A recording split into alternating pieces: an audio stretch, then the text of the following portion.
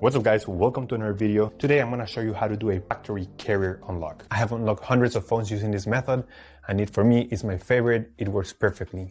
What a carrier unlock does, it allows you to use your phone with different providers. If you travel and if you want to switch SIM cards from a different company anywhere in the world, you just simply go ahead, you put your SIM card into your phone and your phone will work without any issues. So we're going to begin. The first thing you have to do is to open your phone's application, just as if you were going to make a call. And then you have to get the phone's IMEI number. Alright, so to get the phone's IMEI number, we're going to dial *#06#. As you will see, your 15-digit number will appear in the screen of your phone. Now with this number in hand, we're going to go to the computer. We're going to use this website to request the unlock code to unlock this phone.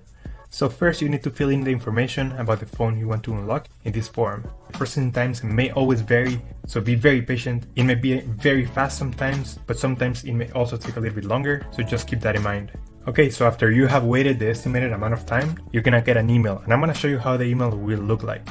And as you can see here, I got this message and it confirms that the phone has been unlocked. Let me know if you have any questions, just leave them on the comment section down below and I will try to answer all of them. Thank you so much.